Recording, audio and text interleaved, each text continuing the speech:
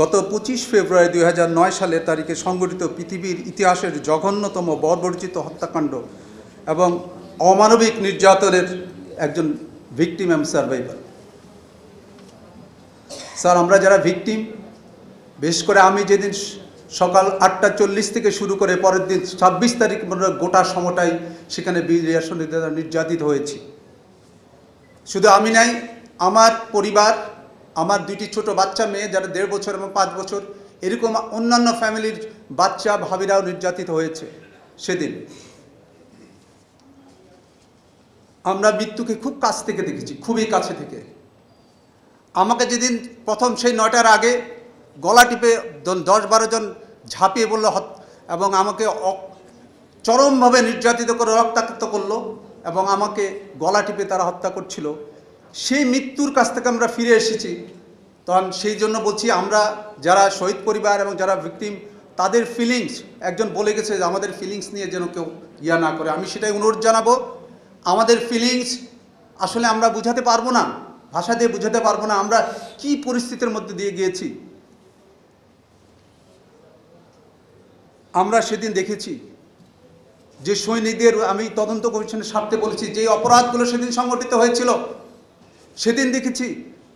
সেদিন বিডিআর সৈনিকদের উল্লাস, তারা হাজার হাজার বিডিআর সৈনিক সমস্ত অস্ত্রাগারের সমস্ত অস্ত্র নিয়ে তারা যেভাবে ঝাঁপিয়ে পড়েছিল আমাদের পরিবারের উপরে, তাদের উল্লাস দেখেছি। সেদিন 11টার দিকে যখন আমাদের ভাবি বাচ্চাদেরকে তারা নিয়ে আসছিল, ভাবিদের চিৎকার, বাচ্চাদের আত্মচিৎকার আমি দেখেছি।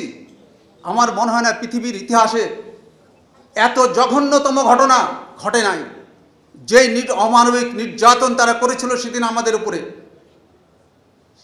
সেটার চাক্ষুষ সাক্ষী। তারা শুধু নির্যাতন করে নাই, তারা আরও অনেক অপরাধ করেছে। আপনারা কি চিন্তা করতে পারেন যে আমাদের একটি ছোট্ট কুঠিরের মধ্যে তারা রেখেছিল, যেখানে 2 দিন ধরে তারা পানি খাবার কিছু দেয়নি। পৃথিবীর ইতিহাসে হোস্টেজ করলে তাদেরকে পানি খাবার দেওয়া হয়, আমাদের কিছুই দেওয়া হয়নি। ইভেন আমাদের ওয়াশরুমে 2 দিন ওয়াশরুমের যাওয়ার পর্যন্ত সুযোগ দেওয়া হয়নি। আমার বাচ্চাদের, আমার ফ্যামিলিদেরকে তারা কাপড় চাপড়ে এক কাপড়ে টানতে টানতে নিয়ে আসছে, মারতে মারতে নিয়ে এসে কোয়ার্টারে আটক করেছে। আমার বাচ্চারা 6 মাস ধরে রাস্তাতে চিৎকার করে উঠত ট্রমায়। আমি কয়েক বছর ট্রমায় ছিলাম। আমার রাতে আমি অনেক সাইকিয়াট্রিস্টের কাছে গিয়েছি চিকিৎসার জন্য। সেই ইয়ার সাক্ষী আমরা। শুধু তারা যে হত্যা করেছে তাই নয়, লাশ গুম করার চেষ্টা করছে, লাশকে তারা পুড়িয়ে দেওয়ার চেষ্টা করেছিল, তারা গণকবর দিয়েছে প্রত্যেকটা। তারা অস্ত্রাগার লুট করেছে, তারা হত্যা ডাকাতি করেছে। আপনারা জানেন 21 টিভিতে একটা ছবি আছে, যে রুমটা আমার রুম দেখিয়েছিল, সমস্ত রুমটা তছনছ করা। আমার বালিশ থেকে শুরু করে বেড সমস্ত কেটে টুকরা টুকরা করে ফেলছে। কি জন্য? এখানে যদি কোনো স্বর্ণ পাওয়া যায়। সেটাই তো 21 টিভিতে সেই ছবি এখনো আছে, অনেকে দেখেছে। আমি বলতে পারছি এটা একটা অপরাধ। এই অপরাধগুলো তাদের লুট তরাজের অপরাধ হয়েছে। এই ধরনের অনেক অপরাধ হয়েছে, আরও অপরাধ হয়েছে। আমি বলবো, সেদিন আমরা যারা ছিলাম, প্রতিটি সেকেন্ড আমাদের একটা ছিল।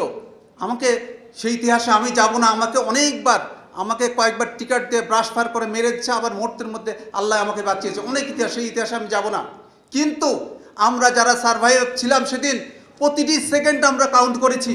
এই বুঝি সেনাবাহিনী আসবে, এই বুঝি সেনাবাহিনী আসবে আমাদের উদ্ধারের জন্য, কিন্তু কোনো সেনাবাহিনী আসে নাই। এটা কি অপরাধ না? যারা সেদিন দায়িত্বপ্রাপ্ত ছিলেন তারা আমাদেরকে রক্ষা করতে আসেননি।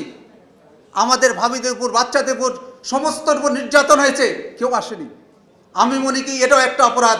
যারা সেদিন দায়িত্বপ্রাপ্ত ছিল, সেনাবাহিনীর ঊর্ধ্বতন কর্মকর্তা এবং সরকারে, যারা আমাদেরকে রক্ষা করতে আসেনি, তাদেরও বিচার দরকার এবং তদন্ত করে বের করা দরকার।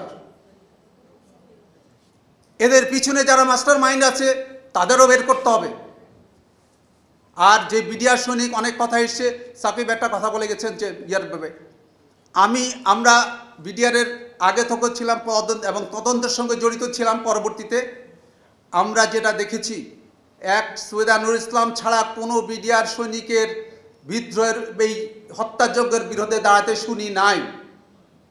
এবং এই সৈনিকরা সেদিন যেই রুদ্ধমূর্তি, অগ্নিমূর্তি ধারণ করেছে, শুধু একটা ঘটনা বলি। আমাকে যখন ব্রাশ ফায়ার করতে নিয়ে যায় রাতের বেলা, তখন আমি একটু করে চোখ উঠেছিলাম, আমাকে বলছে ওই শুয়োরের বাচ্চা, কুত্তার বাচ্চা, তোর সাহস কি তুই আমাদের চোখের দিকে তাকাইস? এরা আমি শুনি নাই 2 দিনে কোনো কেউ এর বিরোধিতা করেছে। প্রত্যেকটা সৈনিক স্বতঃস্ফূর্তভাবে এই হত্যাকাণ্ডে অংশগ্রহণ করেছে। এবং সেদিন ভাবি বাচ্চাদের যেভাবে অকথ্য ভাষায় গালাগালি করেছে, সেই ভাষা আমি এখানে বলতে পারবো না। তাই আমি বলতে চাই, সুষ্ঠু তদন্তের পক্ষে ওরা যতগুলো অপরাধ করেছে, অনেকগুলো অপরাধ সংগঠিত হয়েছে, সমস্ত অপরাধের বিচার আমরা চাই। আমরা একটা জিনিসই চাই, আমরা বিচার, সঠিক বিচার, সঠিক তদন্ত।